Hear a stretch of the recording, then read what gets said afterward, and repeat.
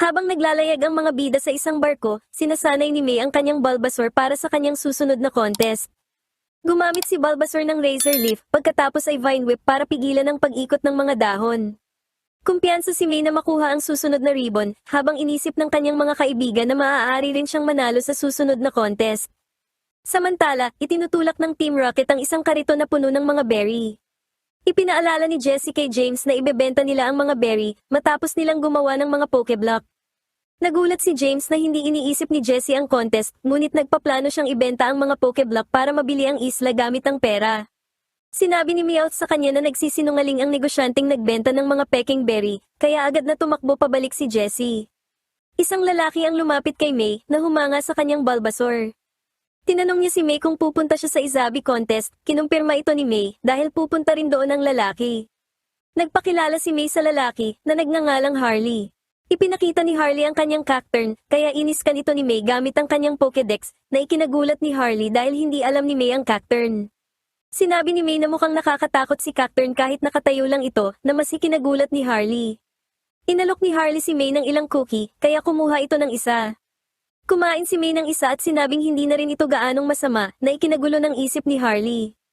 Gusto rin ni Bulbasaur ng isa at nang humingi si May ng cookie, nakaalis na sina Harley at Cacturne. Sa di kalayuan, kinuhanan ni Harley ng litrato si May mula sa malayo at inilagay ang larawan nito sa kanyang libro dahil labis na nagalit si Harley sa mga naging sagot nito, lalo na tungkol sa mga cookie na sa tingin niya ay masarap.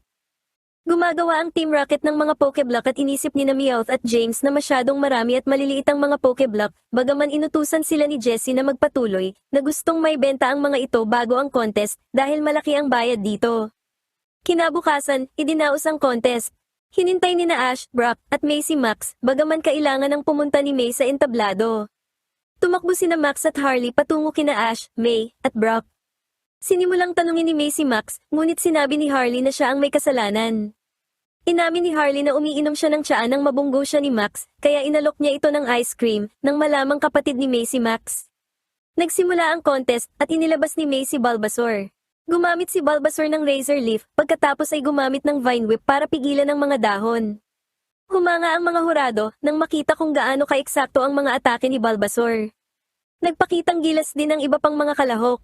Ang huling kalahok ay si Harley na naglabas kay Cacturne. Medyo natakot ang mga manonood sa itsura nito na ikinatuwa naman ni Harley dahil hindi nagsasalita ang mga tao habang sila ay nagtatanghal. Gumamit si Cacturne ng Bullet Seed na ikinamangha ng mga hurado sa bilis nito.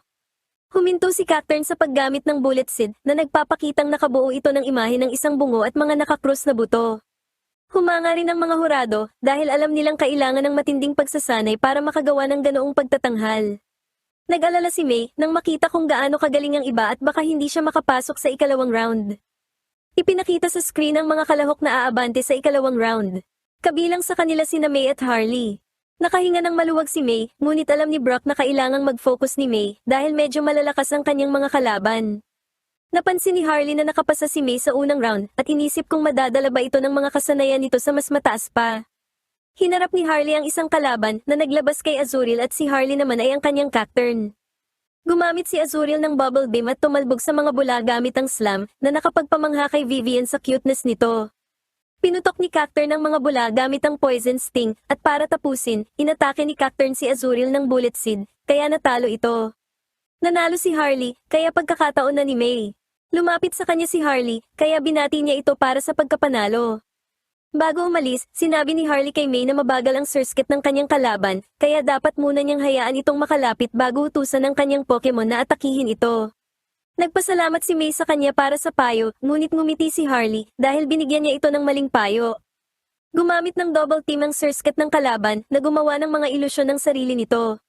Gumamit ng quick attack ang Surskit kaya sinabihan ni May si Bulbasaur na maghintay hanggang sa makalapit ito. Gayunpaman, napakabilis ng Surskit at tinamaan ito si Bulbasaur.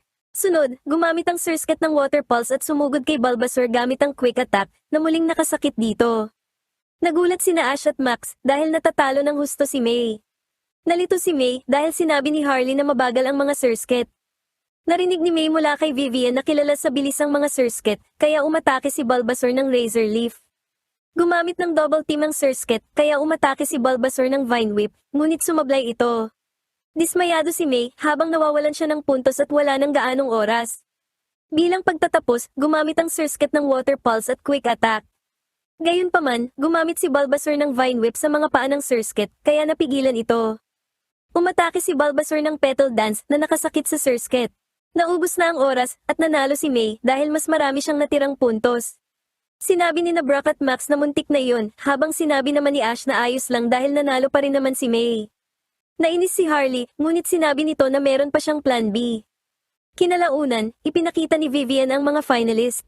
Gustong malaman ni May kung bakit siya pinagsinungalingan ni Harley, ngunit iginiit ni Harley kay May na dapat kasi ay pinag-aaralan muna niya ang kanyang mga kalaban.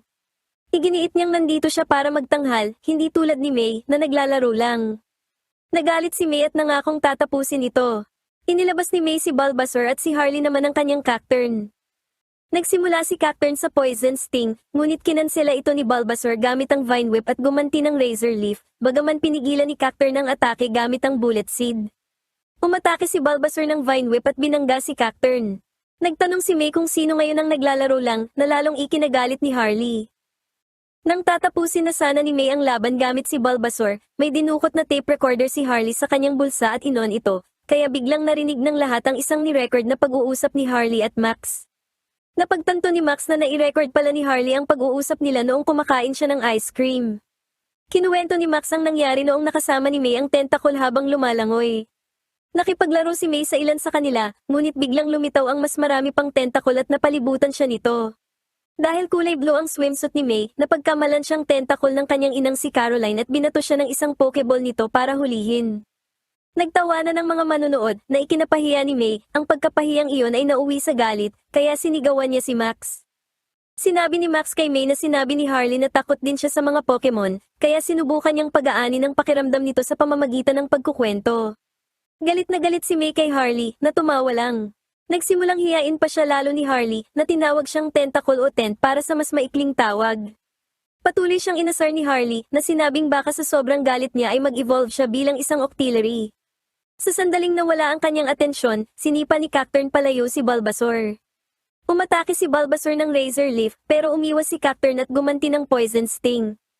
Umatake naman si Bulbasaur ng Vine Whip, pero muling nakaiwas si Cacturne.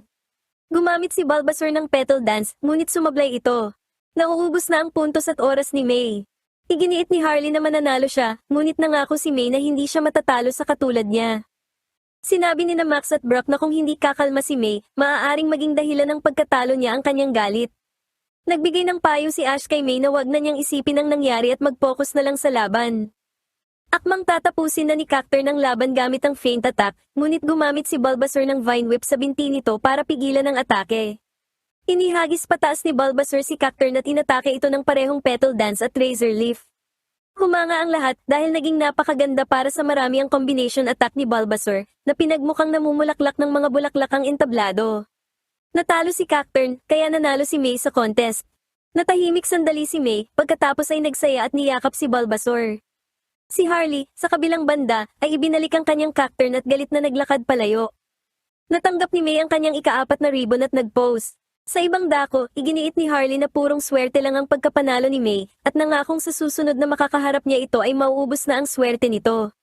Sa labas ng contest hall, binati ni Ash si May.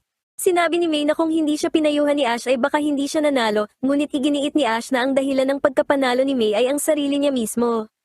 Humingi ng tawad si Max, at bagaman galit pa rin si May, pinatawad niya ito. Sinabi ni Brock na oras na para umalis, kaya hinikayat ni Ash ang lahat na magpatuloy na sila sa kanilang paglalakbay. Samantala, makikitang nagbebenta ng Pokeblock ang Team Rocket, gaya ng hinulaan ni Jessie. Gayunpaman, panaginip lang pala iyon ni Jessie mismo. Patuloy na naglalakbay ang mga bida sa Izabi Island. Hindi nagtagal, napansin nila ang isang estatwa ng Pokeball sa tuktok ng isang bangin. Ipinunto ni Max na gawa ito sa bato at mukhang napakalaki nito dahil hindi ito isang ordinaryong Pokeball. Gustong malaman ni Brock ang kwento sa likod nito, kaya isang matandang pantas, na nagngangalang Sigourney, ang lumapit para ikwento ito sa lahat ng gustong matuto. Alam niya ang kwento ng Pokeball sa Valley of Destruction, ngunit inalok niya muna ang mga bida ng mga souvenir, na labis na ikinagulat ng mga ito. Gayunpaman, sinabi niyang walang mas nakakaalam ng alamat kaysa sa kanya, dahil mayroon siyang libro na naglalaman ng mga detalye bago ang pagkawasak. Ikinwento niya sa kanila ang alamat. Noong unang panahon, sa kasagsagan ng pagkawasak na ito, isang kapangyarihan ang ikinulong sa loob ng batong Pokeball. Gayunpaman, nakawala ang kapangyarihan, kaya walang laman ang ball. Nang makalabas ang kapangyarihan, sinalakay nito ang isla sa loob ng 7 araw. Isang puting pantas ang lumitaw at nagpatawag ng isang batong Pokeball para ikulong ang kapangyarihan sa loob nito. Pinigilan nito ang pagkawasak na muling maghasik ng lagim sa isla, na ikinulong sa isang lawa. Nangako si Sigourney na ipapakita niya sa kanila ang Pokeball, pero kung karapat-dapat sila. Itinaas ng lahat ang kanilang kamay, at pumayag naman si Sigourney na ipakita ito sa kanila sa Izabi Lake. Pero bago ang lahat, inalok muna niya ulit sa mga bida ang kanyang souvenir, na labis na ikinadismaya ng mga bida. Narinig ng Team Rocket ang kwento, kaya nagpa siya silang pumunta sa lawa bago pa makarating ang mga bubuwit doon. Sumakay sila sa kanilang balon at nakita ang Pokeball sa gitna ng lawa, kaya nagplano silang kunin ang kapangyarihang nasa loob nito. Ipinakita sa kanila ni Sigourney ang Pokeball, ngunit nakita niya ang Team Rocket na lumulutang sa kanilang balon. Gusto niyang malaman kung interesado ang Team Rocket na bumili ng mga souvenir, bagaman sinabi ni Ash sa kanya na masasamang tao sila at walang pera. Tumutol ang Team Rocket kay Ash na sinasabing malaki ang ginastos nila para sa mga gadget. Naghulog ng mga bomba ang Team Rocket sa ibabaw ng batong Pokeball. Nagbabala si Sigourney na ang kapangyarihan sa loob nito ay kayang wasakin ang buong mundo. Maghuhulog pa sana ng mga bomba si Meowth nang magsimulang magkabitak at sumabog ang Pokeball, na nagpakitang isang higanting Claydol pala ang nakakulong sa loob nito, na 20 beses na mas malaki kaysa sa normal, ayon sa libro ni Sigourney. Natakot ang Team Rocket sa laki nito, ngunit sinabihan ni Jessie si Meowth na hulihin ito, kaya naglabas sila ng isang device para hilahin ito. Gayunpaman, napakabigat ni Claydol, kaya hindi gumalaw ang balon, kaya nagalit si Jessie at inutusan ng Claydol na gumalaw habang tinatawag itong pangit. Sumagot si Claydol sa pamamagitan ng pagpapayelo sa kanila gamit ang Ice Beam, at pagpapatalsik sa kanila gamit ang Hyper Beam. Ligtas na bumagsak ang Team Rocket pabalik sa ulo ni Claydol, pero labis itong natakot dahil nasa panganib pa rin sila. Nagsimulang gumalaw si Claydol at sinira ang lahat gamit ang Hyper Beam. Nabasa ni Sigourney sa libro na hindi alam kung saan pupunta si Claydol dahil hindi mahulaan ang galaw nito. Sinubukan itong hulihin ni Ash, ngunit masyadong malaki ang Claydol para magkasya sa loob ng Pokeball. Kaya, sinabihan sila ni Sigourney na kailangan nila itong dalhin sa tuktok ng bundok at ipasok ito sa batong Pokeball. Gayunpaman, alam nilang kahit ang balon ng Team Rocket ay hindi ito kinayang buhatin, kaya nangako si Sigourney na mag-iisip siya ng paraan. Nagbasa pa siya mula sa libro na nagsasaad na gawa ito sa putik mula sa Lake Izabi, kaya dapat itong tamaan ng tubig ng malakas. Habang nasa ibabaw ni Claydol, inutusan ni Jessie si Claydol na ibaba sila sa lupa, habang humihingi naman ng tulong sina Meowth at James. Inilabas ni Brock sina Mudkip at Lombre na gumamit ng water gun kay Claydol para patigilin ito. Gayunpaman, gumamit si Claydol ng rapid spin para umikot na nagpatalsik sa Team Rocket palayo at nagbalik ng atake na nagdulot ng butas sa pader sa likod ng mga bida. Bumagsak ang Team Rocket malapit sa mga bida. Ibinulong ni James kina Jessie at Meowth na maaari silang magkunwaring tutulong para makuha nila si Claydol, kaya nag-alok sila ng tulong sa mga bida. Tumanggi si Ash, ngunit nakumbinsi rin ito nang sabihin ng Team Rocket na kailangan nila ng dagdag na tulong para mapatigil si Claydol. Nagbasa pa si Sigourney sa libro, at nakitang hindi pala sila dapat gumamit ng mga water-type na atake. Sa halip, kailangan nilang gumawa ng linya ng pagkain para maakit si Claydol sa pain upang mailigtas ang nayon. Sinubukan ni na James at Ash na akitin ito sa pamamagitan ng pag-aalok ng mga talong, ngunit nabigo sila. Kinumpirma ni Sigourney na kumakain si Claydol ng mga talong, ngunit dapat ay malaking talong. May naisip na ideya si Brock at hindi nagtagal, nagdamit talong sina Ash at James. Napansin sila ni Claydol at sinundan sila, kaya tumakbo na sila papunta sa tuktok ng bundok.